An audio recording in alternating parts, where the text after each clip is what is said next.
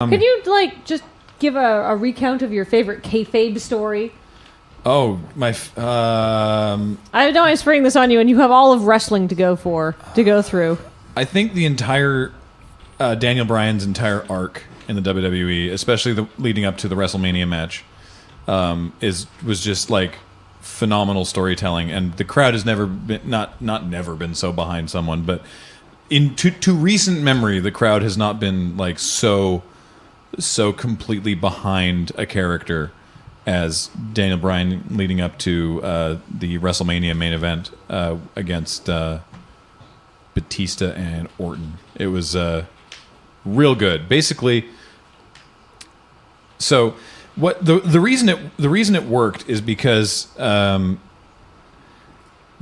is in this weird sort of thing where they're in this weird space right now where a lot of people know a lot of industry stuff, and so there's a lot of behind the scenes knowledge that the average wrestling fan has. Like, everyone is an internet fan now. There's like all the podcasts and stuff. Yeah, exactly. And so they sort of have been capitalizing on that. And so Daniel Bryan had pretty good success in the WWE, but it was sort of like it was known that the higher ups didn't really see him as a main eventer. That, like, they liked him, they didn't think he was bad or anything, but they didn't really see him as a main eventer. But people really liked him, and so they kept cheering for him hugely loudly. And then they started using that in the storyline with basically Triple H being like, so, he'd be like, "Why can't I challenge for the title?" And Triple H would be like, "Sorry, man, you're like a B+ player. You can't be." The top of the company. And people were like, "Ooh, you actually believe that?"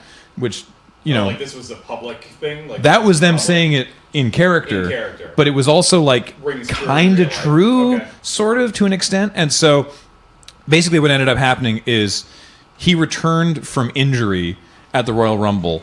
Massive crowd ovation. Huge pop. And everyone's like, "Oh my God, Daniel Bryan, he's going to win the Rumble and go on to WrestleMania." Because if you win the Royal Rumble, you get to challenge the champion at WrestleMania. And then he gets eliminated very quickly and unceremoniously. And the crowd is angry for the whole rest of the event. Furious is actually a better... Yeah, for the whole rest of the event. Not helped at all by the fact that Batista, who was back on a part-time gig to cross-promote for Guardians of the Galaxy, did win. Yeah. And people were mad. Clearly kind of just like a promo thing. Yeah, and their plan was Batista wins the Royal Rumble, goes to WrestleMania, challenges Randy Orton at WrestleMania, and then is the champion during the summer when Guardians comes out, and then Guardians gets more promotion from WWE, and WWE gets to go, "Hey, that guy from that hit movie is our champion right now." And apparently Batista was even like, "This is not going to work, Vince. They are going to hate me." But what Vince says goes. So Batista wins the Rumble. Everyone is just super angry. And then it begins this whole storyline where they're like, "We have to sort of kind of maybe roll with this just a little bit." And what the storyline ended up was Triple H started making it really personal and was doing you're a B+ player sort of thing, which is what they legitimately thought that got them into that situation. So then they were using it on camera in character to sort of fuel this. And the deal was, all right, fine.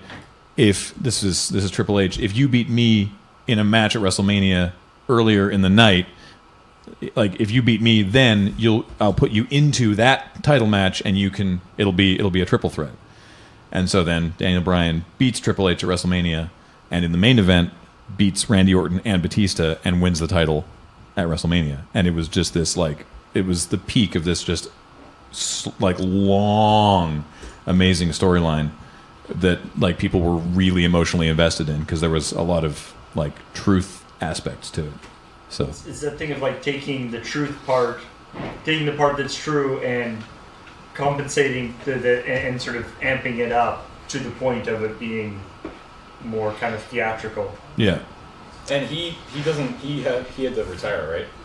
Yeah, he had to retire because his neck is not that's someone else. He had to retire because of he's had a lot of concussions over the years. Right.